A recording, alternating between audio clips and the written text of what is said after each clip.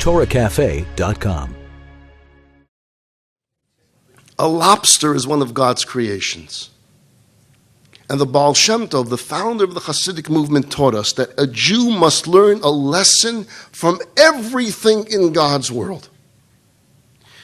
And so there has to be something that we learn from a lobster, other than running away from it.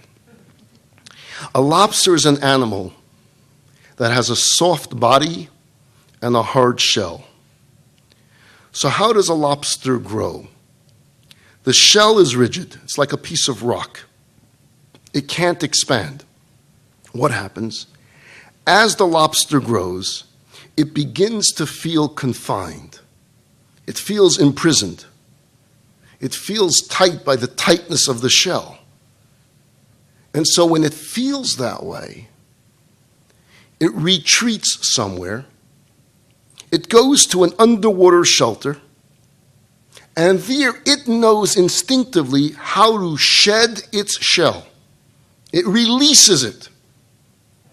And the shell disconnects from the body and grows a new one. And this new shell is bigger in size. And it does the same thing over and over and over again. In other words, the very feeling of confinement and discomfort is the signal to this animal that it has grown to the point where it has to get out of the shell and grow a new one, a bigger one.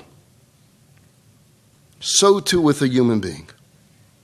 Oftentimes we get this terrible feeling of discomfort inside. We feel constricted. We feel inhibited. We're choking. We can't function. We're miserable. We're distressed. And we can't figure it out.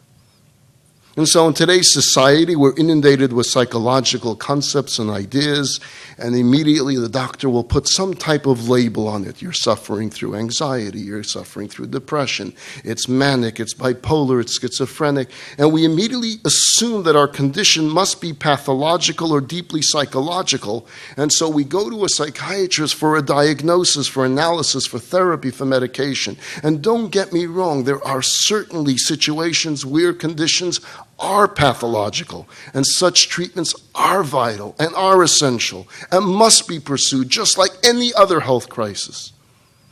But sometimes the feeling of discomfort is actually a sign of health rather than disease. It's a signal of a need for growth. It's telling us that our shell is too small, that it's time to move on to bigger things in life. Sometimes the disease we're suffering from is stagnation because we're not moving.